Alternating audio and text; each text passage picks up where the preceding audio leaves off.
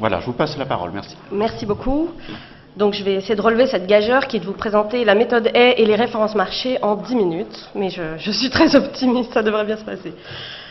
Donc juste deux mots, le cabinet Hay, donc un cabinet de conseil international présent dans une cinquantaine de pays depuis à peu près la Deuxième Guerre mondiale, qui a débarqué en France dans les années 60 et qui propose à la fois une méthode de gestion des rémunérations totalement structurée. Pour ceux qui l'ont, c'est ce qu'on a vu là dans l'exemple de Renault et d'Alcatel-Lucent.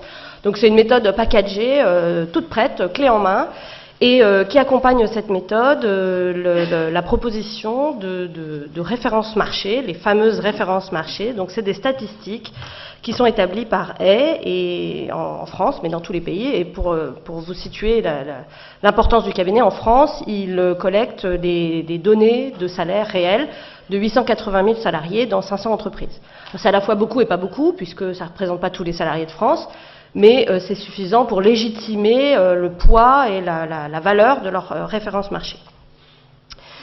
Donc, ils ont inspiré de nombreux cabinets, Mercer, a priori, chez certains, Hewitt, pour les plus connus, qui proposent aujourd'hui des systèmes de gestion des rémunérations qui sont en tout point comparables à la méthode Hay et qui s'appuient également sur des données statistiques, des références marché de très grande envergure dans de très nombreux pays. Donc l'intérêt et ce qui fait l'attractivité de la méthode pour les directions, c'est d'abord, on va le voir, qu'on va peser chaque poste avec seulement 3 critères, donc les discussions infinies pour discuter de grilles, etc. On a 3 critères. Ces critères sont dits universels, c'est-à-dire qu'on va les retrouver dans toutes les entreprises, dans tous les pays, dans toutes les branches. On va les trouver dans le monde universitaire. J'ai trouvé une préparation de la mise en place de la méthode Hay dans une université. On les trouve dans l'industrie de l'armement, on les trouve absolument partout et toujours avec les 3 mêmes critères qui seront la compétence, l'initiative créatrice et la finalité. Donc compétences techniques mises en œuvre, les connaissances. L'initiative créatrice va être l'attitude pour la résolution de problèmes. Est-ce qu'on est très autonome ou pas pour son travail?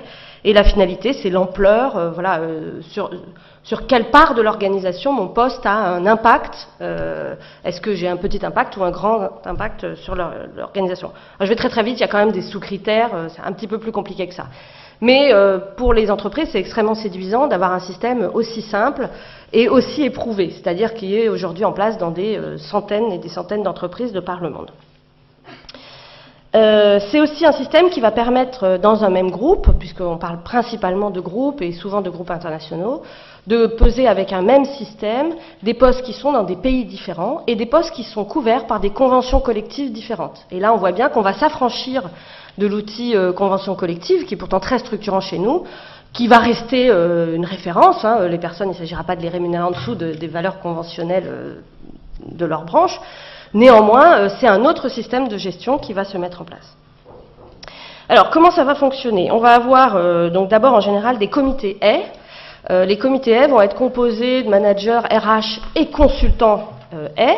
Le mode opératoire sera le même, je parle de Hay là, mais le mode opératoire sera le même avec d'autres cabinets. Ces comités vont examiner tous les postes et déterminer quel est le nombre de points qu'on va attribuer à ce poste. Alors si vous êtes confronté à ça, un premier élément déjà en tant qu'organisation syndicale, c'est de tout faire pour être dans ces comités, en tant que représentant du personnel. C'est un élément extrêmement intéressant qui vous permettra de voir quels sont les marchandages qui se passent dans ces comités, puisque on va avoir le patron de métier hyper influent et hyper en vue au moment, qui aura évidemment plus de poids pour faire coter les postes de sa branche. Donc là, on a vraiment des logiques de marchandage entre les personnes. À partir de tous ces points, par exemple, donc ça c'est véridique, un contrôleur de gestion par exemple est coté chez en général autour de 400 points. On va construire une grille de rémunération interne avec des grades. En général, ça s'appelle des grades. On peut avoir des niveaux, des levels, toutes sortes de vocabulaire, mais enfin le principe est le même. On va regrouper ces points dans des grades qui là pour le coup vont être en nombre plus restreint. On va avoir 8 grades, 10 grades, 15 grades, mais pas une infinité de grades. Ces grades-là, pour le coup, vont être internes. Mais les grades internes à l'entreprise, au groupe, mais communs à tout le groupe. C'est-à-dire qu'on n'a pas une grille France, on n'a pas une grille, vous comprenez bien, c'est une grille mondiale, à l'échelle du groupe dans lequel on le met en place. Et puis en face de ces grades, maintenant, il va falloir mettre des salaires. Donc c'est là que les choses se corsent, puisque c'est là que l'entreprise va commencer à chercher des références marché. Alors déjà, ce qu'il faut bien avoir en tête, et le graphique présenté chez Renault de Benoît était très clair, vous voyez bien que le salaire de référence n'est pas un minimum, comme dans les conventions collectives, c'est une référence, c'est une valeur pivot. En général, on parlera de midpoint, on parlera de, chez vous, la valeur intermédiaire, c'était le market medium, enfin voilà, donc c'est une valeur intermédiaire autour duquel les salariés vont se positionner. Certains seront en dessous, d'autres seront au-dessus, c'est la logique du système qui veut ça. Donc on n'est plus dans une logique de minimum conventionnel qui va garantir un plancher pour chacun. L'entreprise va collecter pour établir ses salaires de référence, des références marché. Elle va se tourner vers ces cabinets qui vont fournir des valeurs marché, alors là pour le coup locales, puisqu'évidemment le marché d'un contrôleur de gestion en France n'est pas le même qu'à Londres ou en Allemagne, etc. Donc on va avoir des valeurs de référence par pays qui vont être fournies à l'entreprise. Et à partir de ces salaires de référence, de ces références marché, l'entreprise va construire sa grille. Et là, il se passe un point absolument crucial où il faut que vous puissiez intervenir, en tout cas au moins comprendre ce qui se passe, c'est que rien n'oblige l'entreprise à appliquer dans sa grille les références marché, effectivement. Elle peut décider de placer sa valeur de référence au-dessus des références marché ou en dessous. Et ce qu'on voit le plus souvent, très très souvent, c'est par exemple pour les cadres dirigeants, on leur dit, on s'engage à vous rémunérer un peu au-dessus de la référence marché parce qu'on veut être attractif pour un certain groupe de salariés. Et puis pour tous les autres, on va être au niveau de la référence marché, voire en dessous. On a vu là un très grand groupe informatique de renommée vraiment mondiale. Le nom est tellement puissant qu'il peut se permettre de rémunérer directement en dessous de la référence marché. Parce qu'aller dans ce groupe, en soi, c'est un atout. Donc, ils appellent ça le competitive index, index de compétitivité. On peut être en dessous. J'avance parce que je ne vais jamais tenir, sinon... Alors, donc on va positionner, donc on va établir une grille de rémunération, une grille avec un salaire de référence pour chaque grade. Et ensuite, on va positionner les salariés autour de cette grille de rémunération, enfin autour de ces valeurs de référence, donc pour le même poste, le même grade, certains seront en dessous, d'autres seront au-dessus, et c'est l'avis du système qui veut ça. Ce qui fait qu'on est dans un système à la fois totalement individualisé, qui a de très nombreuses règles de gestion, et pourtant qui n'empêche pas les différences de salaire, qui seront même des inégalités de traitement dans certains cas, puisque les valeurs, si vous voulez, le tunnel, enfin le mini-maxi autour duquel va circuler le salaire, peut être de 40 points, c'est-à-dire qu'on est souvent de moins 20% à plus 20%. Donc, on est dans des écarts de rémunération qui peuvent être extrêmement importants et qu'il faut quand même justifier, même si on est sur un même grade, un même poste, etc. Donc là, on a de gros problèmes de positionnement qui se posent dans les entreprises, puisqu'on voit par exemple des groupes entiers de salariés qui sont positionnés en dessous, où on a vu dans une étude récente, plus on progresse dans la grille de rémunération, dans les grades, plus les salariés sont majoritairement au-dessus du salaire de référence. Donc on peut comprendre que le salaire de référence progresse, bon, c'est la vie des entreprises, mais qu'est-ce qui justifie qu'ils soient tous au-dessus quand on monte dans les grades? Là, rien ne le justifie, si ce n'est des effets d'entre-soi à certains niveaux de rémunération. Et pour finir, sur la manière dont les références marché vont diffuser et infuser même, je dirais, dans l'entreprise, c'est que les augmentations individuelles, donc ça a été évoqué précédemment, les augmentations individuelles vont être couplées au positionnement.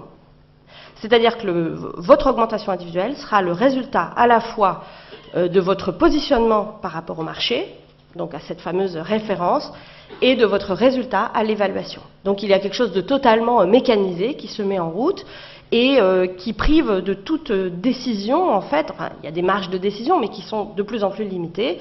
Si vous êtes déjà au-dessus des références marché, vous avez beau avoir bien travaillé, bien performé, rempli vos objectifs, vous avez accès à un niveau d'augmentation inférieur. Alors sur le papier, ça paraît totalement équitable. Enfin, je veux dire, après tout, ça peut être justifié. Sauf qu'en fait, on constate des difficultés d'application du système qui se concentrent sur des groupes de salariés, sur des grilles, sur des niveaux de grades. Et donc là, on voit que c'est un dysfonctionnement du système. C'est pas des individus isolés qui rencontrent un dysfonctionnement, c'est des groupes. Par exemple, tous les commerciaux. Là, on l'a vu récemment. Alors, la méthode de mise en œuvre, très rarement négociée, ça, pour ceux qui l'ont vu, vous avez dû en faire l'expérience, c'est très très rarement négocié. Le plus souvent, une information consultation, CE ou CCE, mais on ne va pas vraiment au-delà. En même temps, c'est ce qu'on disait à la pause, la négociation n'aurait en général rien changé, puisque le système se déroule, vient d'une tête de pont du groupe qui n'est pas forcément en France, et de toute façon, ceux qui ont la charge de le mettre en place en France ont très peu de marge de manœuvre. Donc en fait, ils vont dérouler sans beaucoup de possibilités de changer les choses.